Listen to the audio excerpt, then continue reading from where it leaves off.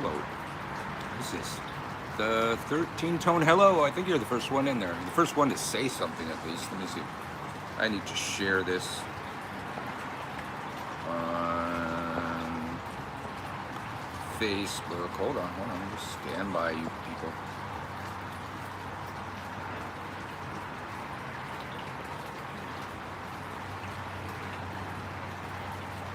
There we go.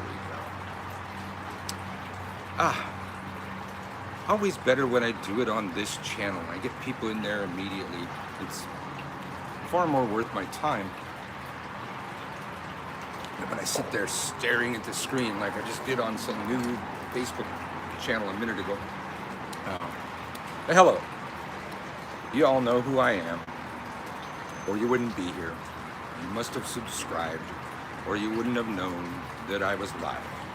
Can we get past that? Can we get past the formalities right there? Okay. You probably know why we're here. Well, we're here to talk about witchcraft, talk about magic. In case you didn't know that part, for several years I taught year-and-day correspondence courses through YouTube here on a secret channel that you can't see. But through YouTube, I think they still exist. Those students are still accessing those videos to this day, and they'll stay there until YouTube dies, I guess. But I took a couple years off from doing the full year-and-a-day course, and then recently I just kind of flung myself back into that. And I started a year-and-a-day course in all things witchcraft March 1st, and it filled up immediately. And then I had my inbox flooded with people asking about when's the next class. So May 1st, start another one. That filled up too, and people chomping at the bit for the next one. So now, doing another one, starting August 1st. It's June now with the 8th. I think it's the 8th, 7th, somewhere around there. So I need to get cracking for that. So one of the things that I've been doing since I started doing that, just to make sure that my teaching muscles are strong. Hello, Belinda. Is this randomly go on this channel and several other channels randomly around the internet.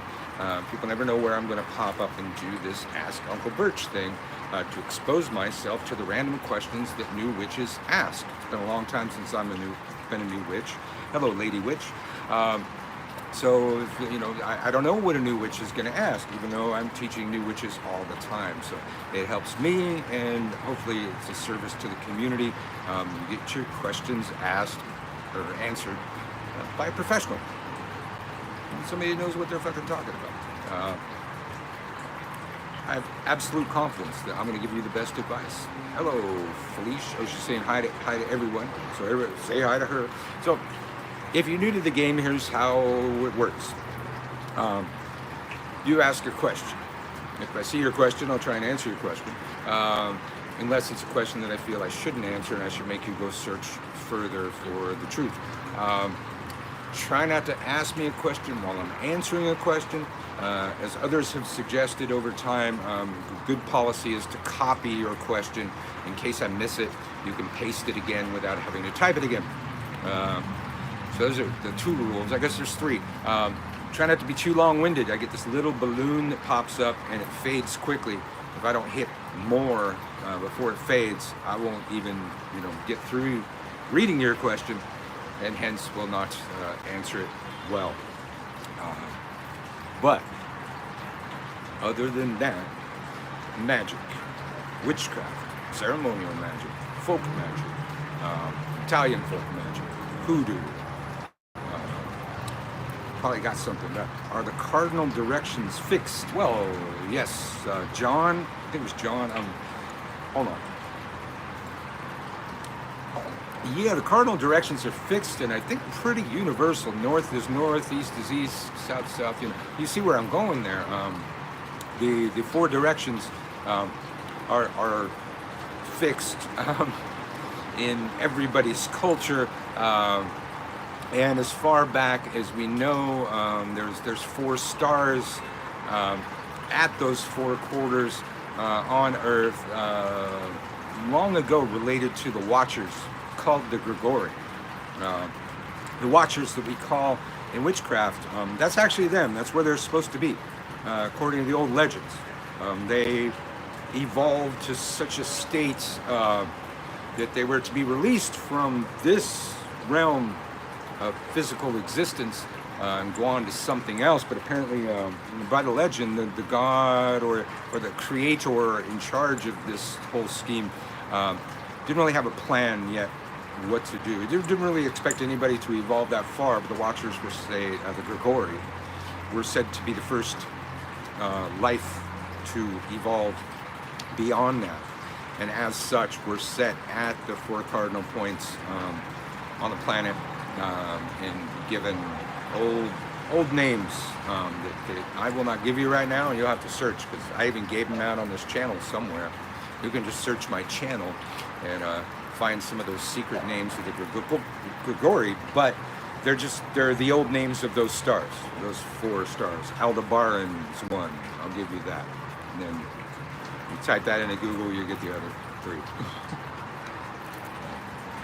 Your view on lab-created gemstones and magic.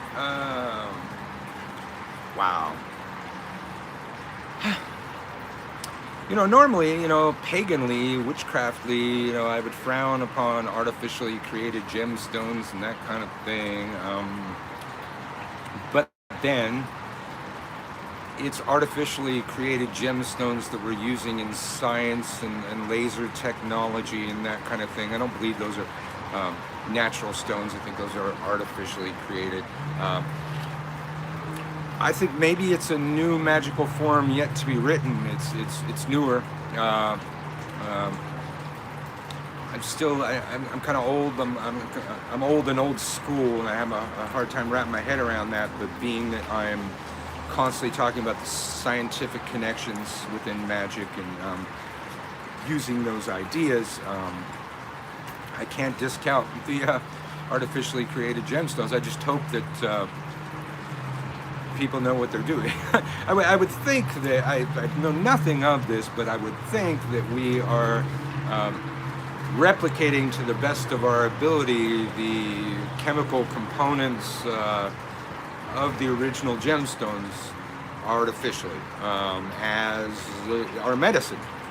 Our medicine is, most of our medicine is synthesized herbs. Most of our medicine is still based on the old herbal formulas from which the medicine came, but they're synthesized, like aspirin. Aspirin is synthesized white willow bark, and is mimicking those forces to this day, and as such they're able to produce a higher dosage. To drink enough white willow bark to kill your headache, might take 5 cups of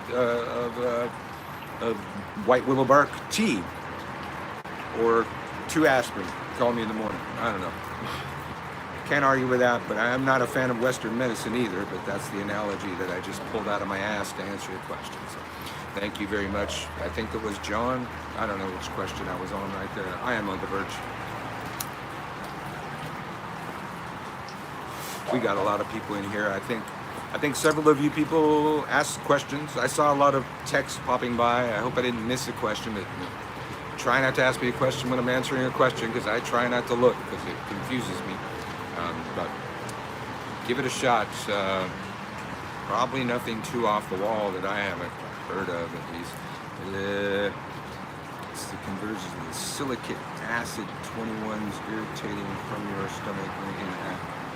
Yeah, what that person said. I don't even know if you see the comments on the video. I should watch one of those and see them. I know if I do Facebook Live, you see the comments when the video plays back, but I don't know about it here.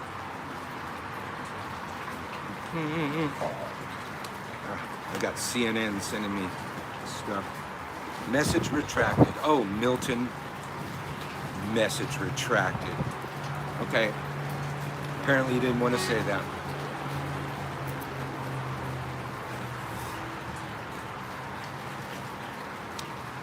Okay.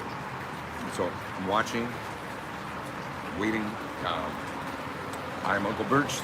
This is one of the things that I do to keep my teaching muscle strong. It's a good thing, because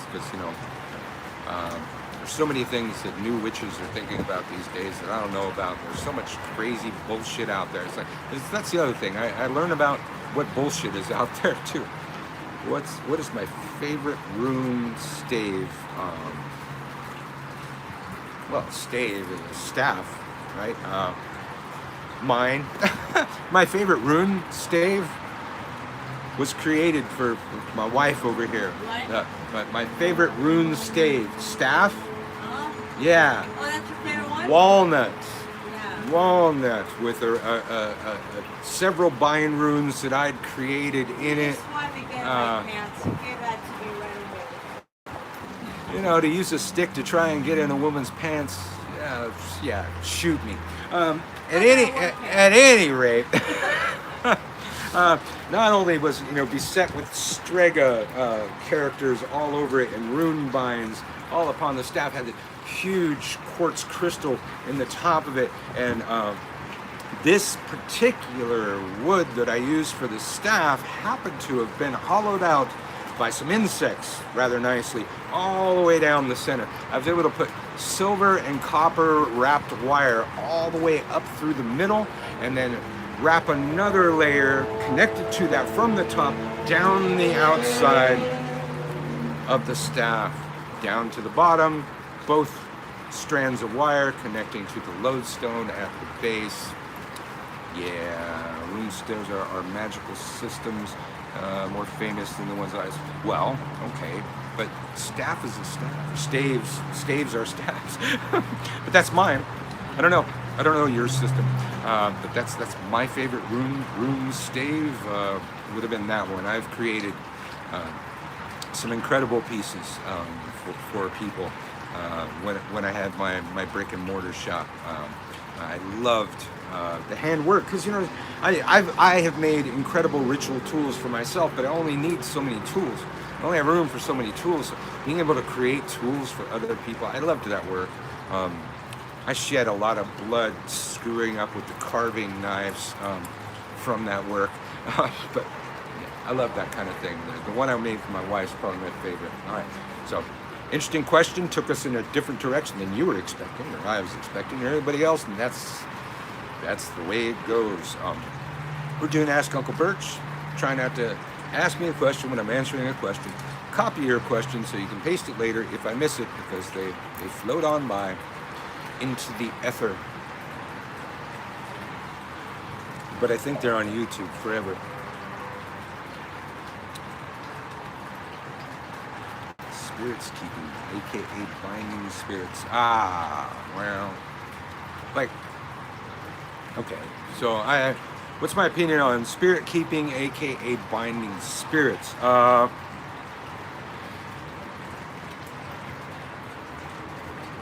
A procedure to approach with caution. I can't really say the common Wiccan idea around that, or the common witchcraft ideas around that, as I am also a Polero and a Tata, and binding a spirit into the Nganga is the start of the whole thing. I've always kind of had a problem with, in that tradition, the chains. Without giving out too much, typically the Nganga is chained up when the spirit is first introduced to it. Put it in there. Now, I don't know. It's an Afro-Caribbean tradition born out of the slave trade, and chains seem like kind of a trigger. So I always kind of had a problem with that, but I haven't been in that tradition long enough to question things. I don't want to question things about such an old tradition, but I always kind of had a hard time wrapping my head around that, chaining up a spirit of your slave ancestors in a pot. Yeah, see what I'm saying? So while I will have to accept that as a valid idea, and it's something that people do, and something that I've done myself, always with caution. You know, you've enslaved a thing, you've captured a thing. Most things that we know of, animals, spirits, and people, they don't want to be enslaved. They don't want to be imprisoned. Their impulse is to break out somehow, kill their masters if they have to. That's the only way to get out of slavery. Talk to Haiti. So I've always kind of wondered, questionable about that. And it's like when a lot of these kids on all these noob sites say, how do I, find my familiar, referring to, their cat or their dog or something as their familiar. And I always, I'm always the one that shouts out the thing in the party that nobody else has fucking heard or nobody remembers or anything. It's like a familiar is a slave. Traditionally, familiars come to us from ceremonial magics. They get attached to witches during the times of persecution. The Christians said that every one of their animals was one of their familiars, and as such, the animals received a gruesome death too. Their livestock was given to their neighbors who had turned them in, however. But familiars attached to witches in reference to animals, I believe, is a church creation created during the times of persecution. Familiars, as we know it from magic, we go back to the Solomons, the Agrippas, and the Abramelins. These typically were spirits or demons captured in a triangle of art and then tortured. The majority of Solomon's ritual tools were spiritual weapons, way beyond the athame and the bolin and the stuff that we borrowed from.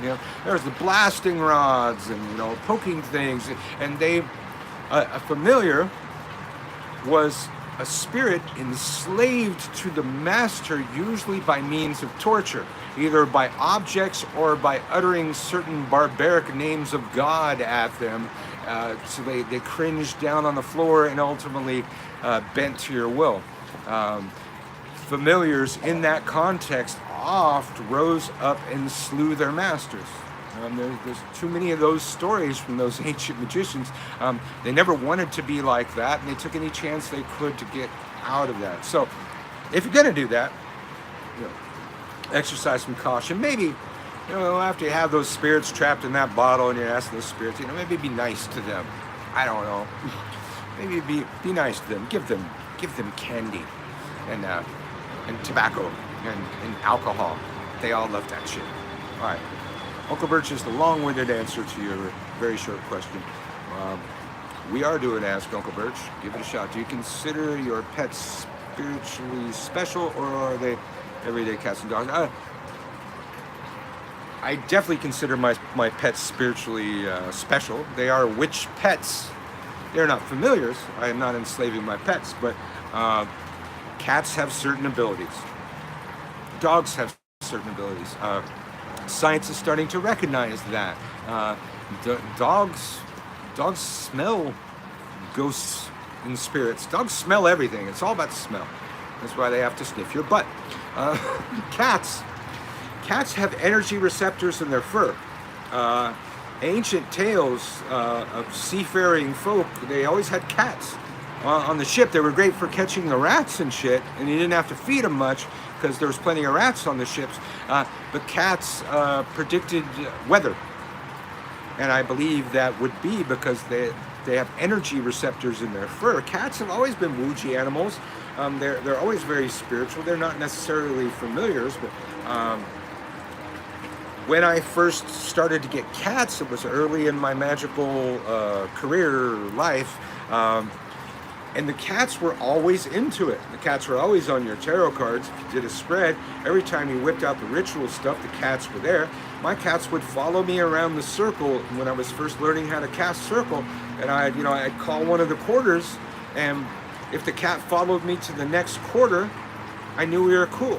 But then there was times when I walked off to the next quarter and the cat didn't follow me. I looked back and the cat gave me that very disapproving look that cats are masters of, and I knew I hadn't quite done it right.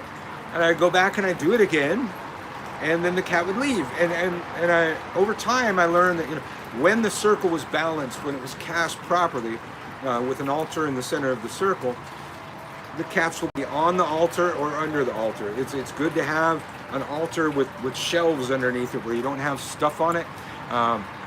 These cats are going to want to go there. When everything's working right, cats can be right in the middle. And having said that, the cats are there to suck off the energy of the ritual. So they're stealing part of your spell too. But, they got to get theirs, I guess. But cats are very spiritual animals. One time I had a lost cat, and I went to my witch mother, and she astral projected to find the cat, and found the cat on the astral plane. The cat was astral projecting to find us, and her finding him on the astral plane showed us right where he was on the physical plane, and we went, and sure enough, there was the cat. Don't ask me, I have not perfected that technique. I can't do that for you, but it happened. You've been such a lovely audience thus far. We're doing Ask Uncle Birch. Good questions so far. Try not to be too long-winded because you only see them for a second. Any comments on magic on the go, meditation during waking life? Wow! What are you, new around here? Whoever you were? Tell you, Theseus? Was it Theseus? The destroyer? I don't know. Do you hear this? I don't know if you hear this. The hustle, the bustle of the city below us. We are just above it. I do my best thinking here. My wife has a power spot here. This is my power spot right here. I teach my classes. I do my readings. I have the morning coffee. With all this noise, I teach my students. Okay. So you're ready to learn grounding and meditation. All right. Go get on the bus. Do it on the bus. If you can't do it on the bus, you can't do it. Meditation music, incense, little chimes, namby-pamby bullshit. If you can't do your magic in the real world, why bother? If you need to have all these props and everything to help you relax, why bother? My suggestion is starting that way. And then on those times when you're home and you can put on some Zen music and burn some nug champa or meditative. It's going to be so much more powerful. It's going to be so much more easy to relax because you learn to relax in a non-relaxing environment. You need to do that stuff in the world first. I disagree with the way that people train these kind of things. Get in a noisy environment. Go to a death metal club and go in a corner and astral project. And if you can't do it in a death metal club, you can't do it. Those are my suggestions. Is start with the hardest. And if that's just too hard for you, start the regular way and then make it harder. It's like building muscles. These psychic muscles, make it more difficult each time. Start with a relaxing environment, then a less relaxing environment, then a less relaxing environment, etc., etc., etc. If you're not increasing the resistance, you're not building muscle. I don't work out often, but I know that's the thing. But for your psychic muscles too.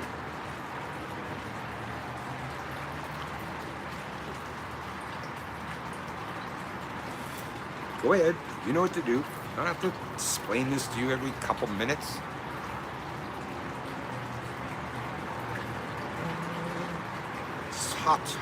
Tatwa. I don't know. What's tatwa? First, you tell me what's tatwa. What you want to know about tatwa?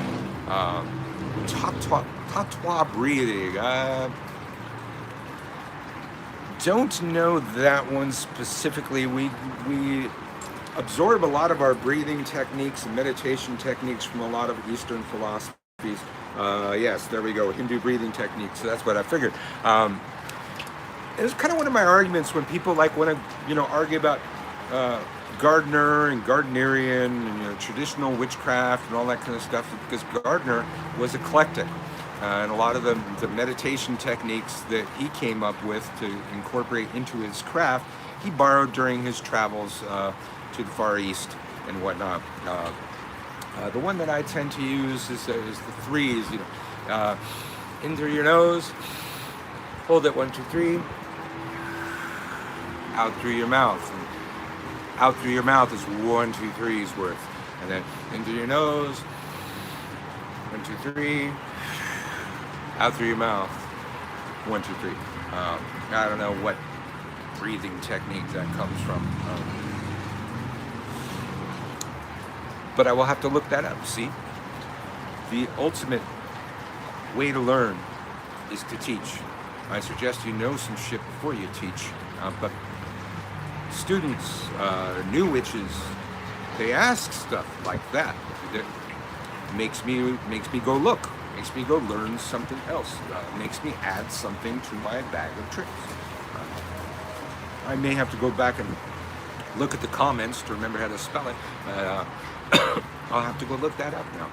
All right, I saw a couple other people in there, but I didn't read your question because I was still answering your question. We're doing Ask Uncle Birch. Speaking in tongues, techniques, practice, how do you know that you're doing it right? Well,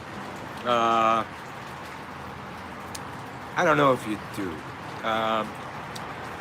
Problem with biblical stuff is the majority of biblical stuff is written in a code that nobody's reading anymore. Everything's a metaphor for something larger, something much more complex than any of the people or events or things that are going on in the Bible. Now, I recall one time out front of my witch store, there was this crazy street person with a Bible in his hand, thumping his fist on the Bible, pointing at my store, and I walked outside, went like this, had a smoke, and then finally I said, "Oh, are you speaking in tongues?" And I said, "Oh, okay, you're speaking in tongues. Well, I'm sorry. Jesus clearly sent the wrong messenger today, because the Bible clearly states that when people speak in tongues, tongues are understood by all of the tongues. In other words, they speak one language that is understood by all of the languages that the same God of that same tradition scattered across the landscape to create all those languages, to stop them from building the Tower of Babel." See, I know some biblical shit. So I said to this guy, Jesus clearly sent the wrong messenger, man, because you ain't doing it right. I don't understand what you're saying. Part of your tongue should translate into English, and, maybe Marta to hear it in Russian, Japanese person's going to hear it in Japanese, but that's tongues. Tongues doesn't mean you go, and all these fucking stupid southern churches, getting bit by snakes and rolling around. I guess they can't read. I don't know. That's my take on that. Can't believe we're answering Bible questions, but I gave no limitations on that. Hello, y'all. Wow, a lot of people in here. Thanks, Birch. Nice to see you. Theseus, the Destroyer. Good to see you, Theseus. It's a good name. The 13-tone vibe. LOL. Hello. So, beautiful Saturday afternoon. Comments on Enochian before I go. Well. Enochian is Spokian. That's, a lot of the Spokian that I learned was Enochian, the way to pronounce certain sounds and syllables to make certain things happen. I mean, these are the portions of Enochian that, I absorb. Yes, they're complex god names and angel names and all this kind of thing, but deep within that is a science of tone, a science of tonality that I pull out of Enochian, and then yeah, Enochian. That's what I always say. Enochian is the Spokian. There's a lot to be sifted out of that for magical linguistics. I'll leave you to that to figure out, because I already gave you some. You'll see. You'll see.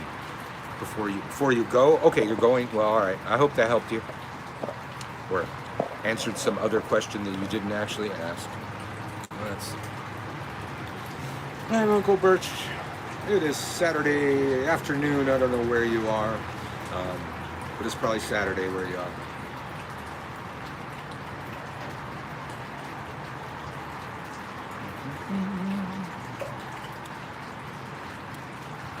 Let's see. All right, I've been seeing lots of people commenting back and forth with each other, but I'm not seeing a question quite yet. So,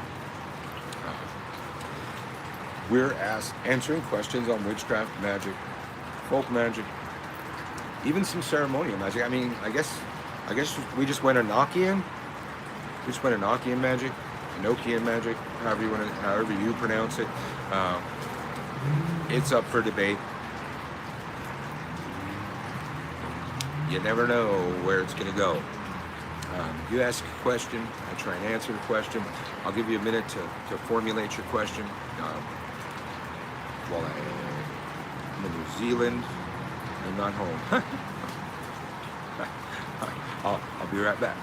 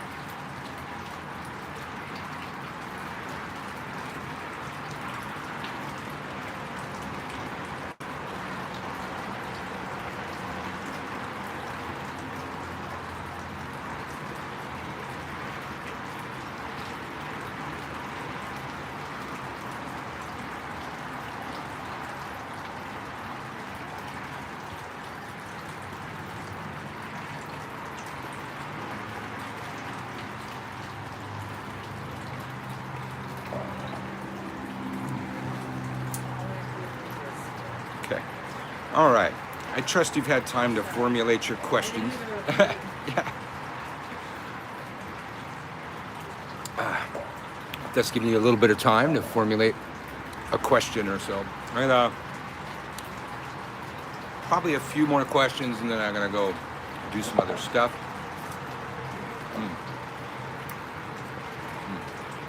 I am Uncle Birch, answering random questions on witchcraft and magic,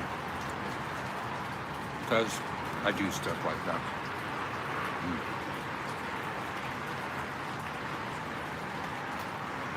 Getting ready for my next year-in-a-day course in witchcraft beginning August 1st. This is one of the things I do to help myself stay prepared. And that's the info for that's on this channel, one of my more recent videos. But you got a question, go ahead. I'll do a few more, and then I gotta go.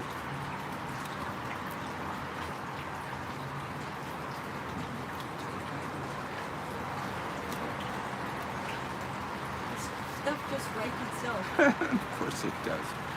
Writers write. So hurry up. Readers read. Talkers talk. Fave AP brew? AP. Elaborate. What's AP? I think American. No. What's AP brew? What's AP stand for? Tell me that. Don't you other people type. I want to see what the AP brew is. Come on. Oh, astral projection brew? Oh.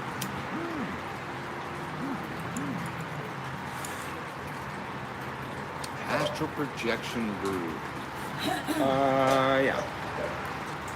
Mugwort rue, rosemary, a little bit of wormwood. Just a little. You gotta be careful with the wormwood. in a tea. All those things are good burning too as an incense, but in a tea. I'll leave it at that. What tarot deck do I use? The Witch's Tarot. There's a couple out there with a similar name. I think there's a Witch's Tarot, but mine's the Witch's Tarot. It's got, no, I wouldn't do Mandrake. no Mandrake. God damn it. Tarot deck. Mine's got silver pentagrams on the back of it. That's the difference. Mandrake taken internally is too tricky, and I'm not going to give you any advice on that. Check with your doctor, okay? Heroin.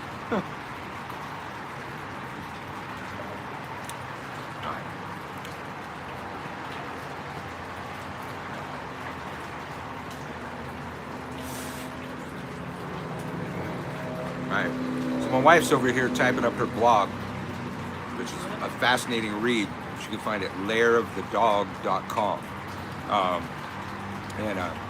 She wants me to read what she's written, so I'm going to go pretty soon, so I'll give you a couple more questions. Yeah, you can go check that out too. New blog posts come out, I think, Tuesday or Wednesday. I am doing good, Mario. Thank you for asking me. Privyet, Marta. Belinda says. Marta says Privyet. I would say Kaktala. You will say Karasho. Or Need Plohar. Or Plohar. Not bad. Not bad, yeah. Do you use a scrying mirror? I have used a scrying mirror. I think at this point it's, I don't know, it's wired into the brain, but I have used a scrying mirror.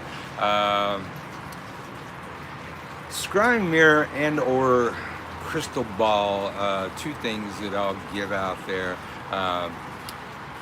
Mugwort, boiled into a tea and allowed to cool. The crystal ball or the black mirror is bathed in this mixture at full moon. A magnifying glass is then utilized. And just like some of you kids burning ants with a magnifying glass in the sun, well, same thing with the moon. So we're not burning ants, we're charging a crystal ball, we're charging a black mirror. I've used this to charge moonstones. That is epic. You ever want to do that to a moonstone? Crystal ball is pretty epic too. The thing just starts to glow like you wouldn't believe. But a moonstone with a magnifying glass on the full moon, whatever else you want to bathe on the moon, so that mugwort thing would work great too. There's nothing like it. We even did that in a group space on the beach, full moon ritual. I managed to get 20 cheap magnifying glasses, and grabbed a bunch of moonstones from my shop, and it's epic. You'll see why a moonstone is called a moonstone if you ever do that thing. I guess that answers your question. Well, what are my views on the uses of nightshade? Well, I've used nightshade. My views are that I won't tell you how to do it. When there's stuff with poisons and stuff, I'm required to say, check with your doctor first.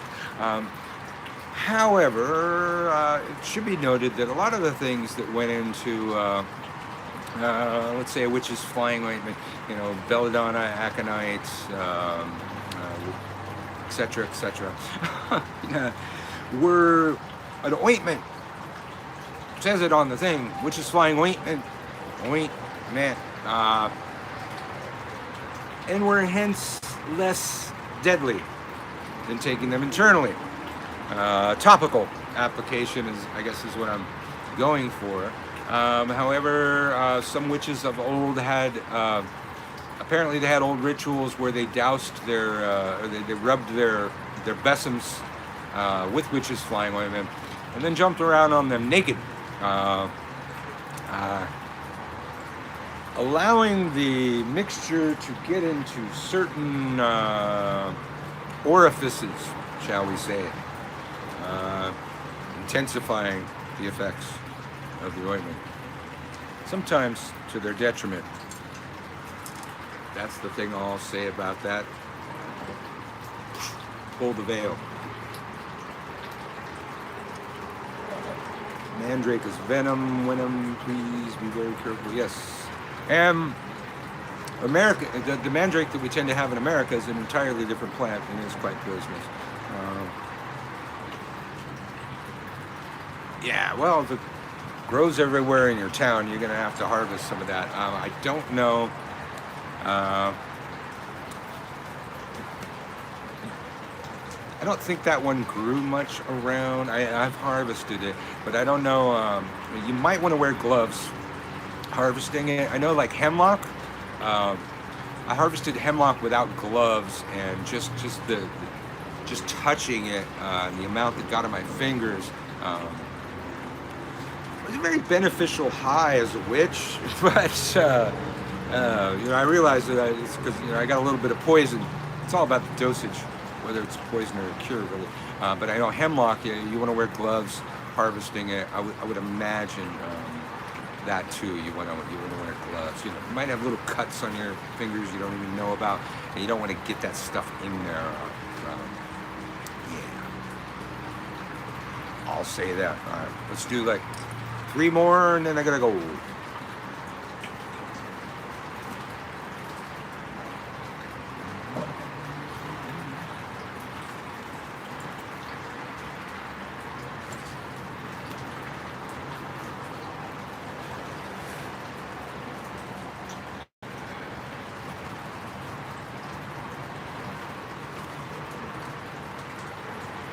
All right, do I have you keyboard tied?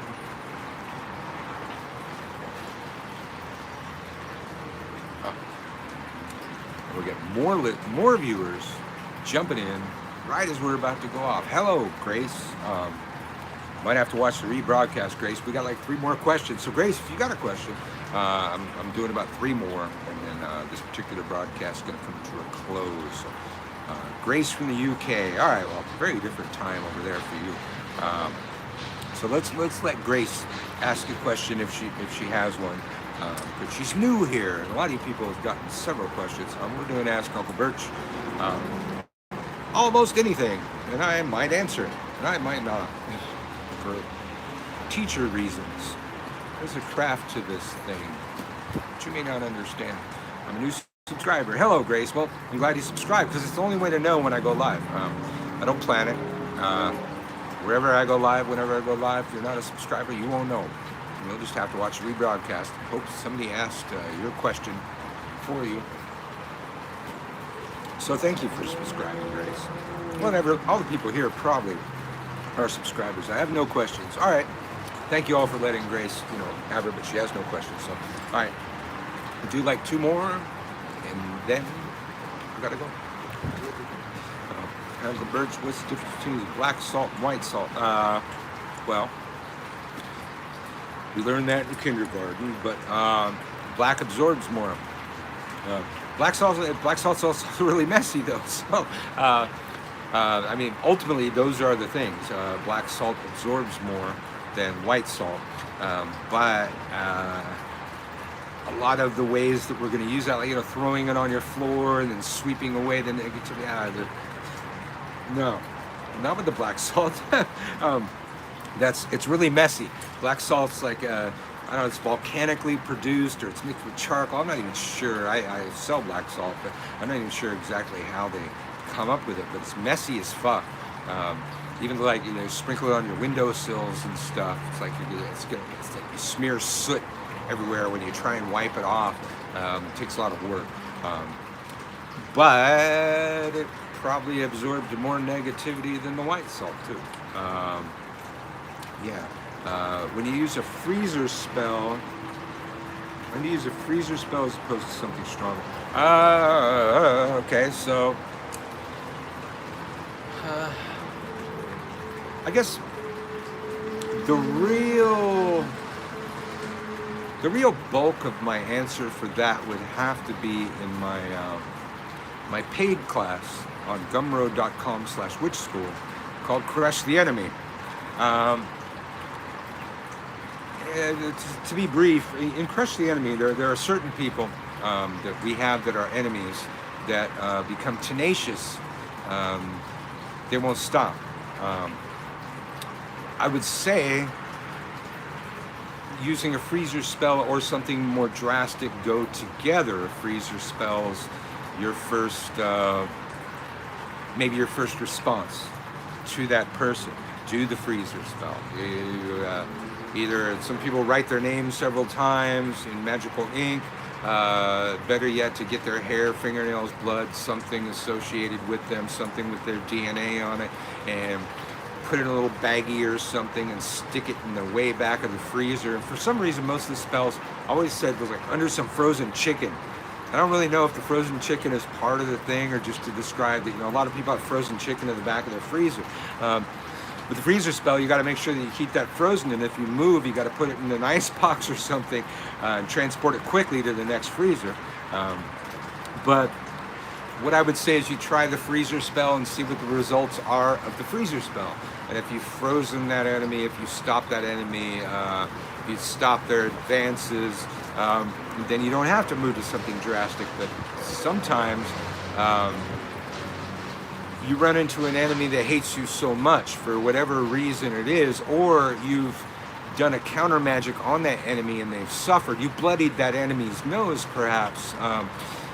Bloodying an enemy's nose and walking away is never the way I learned it. Often when you bloody somebody's nose and walk away, you turn their back, they're going to put a knife in your back. Some people, when they're slightly thwarted, get more pissed off, get more tenacious. So I would think that the results of the freezer spell would dictate the next move. But sometimes you run across those that are going to keep coming back. And if you bloody their nose, they're going to get more pissed off. They have an ingrained hatred for you for some fucking reason that they came up with. Those have to be crushed, ultimately. Or they're just going to be a thorn in your side forever. I'm glad whoever that was finally got to see me live. But it's towards the end of the broadcast, so if you have a question, I got like room for like one more question. I did not see that last question. Behind the frozen peas. Yes, behind the frozen peas under some chicken. That is tradition for some reason. So many people have written it that way. I kind of wonder if there's something to that. Is that weed? If yes, what strain? Did I smoke? I mean, it is, but you can't see that on camera. Okay.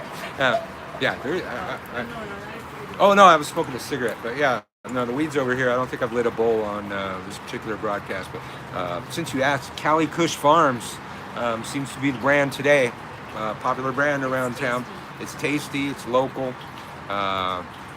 It's legal. Yeah. Hopefully, you know, wherever you are, hopefully your state or country legalizes it, because there's nothing cooler than walking into a pot store. All right. With your dog. And they give my dog homegrown. We haven't really gone that route with homegrown.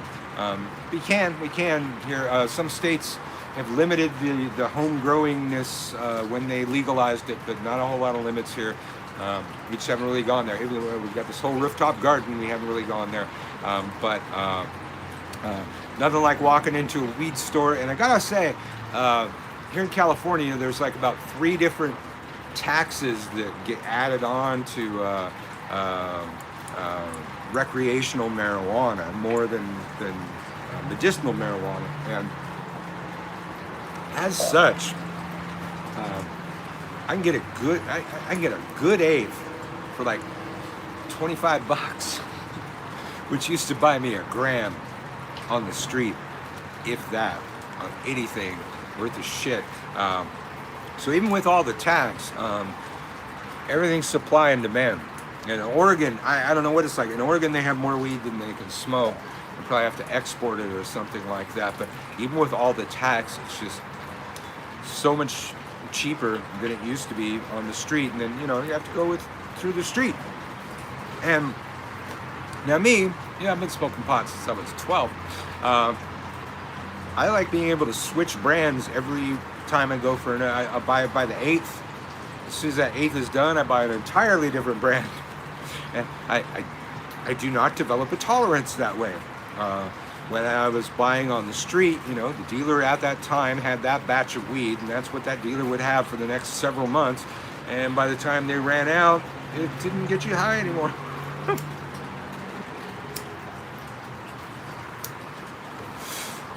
So God bless America. Thank you for joining me. Never know when I'm going to do this, so if you're not subscribed, I don't know how you saw that I was on, but subscribe. I do this thing. I do this thing on some random New Witch channels. Sometimes I do it on some of my random Facebook channels. It's all got to be very random. Thank you all for thanking me. Thank you for coming. Helps me get ready for the next class, August 1st, and hopefully helps you.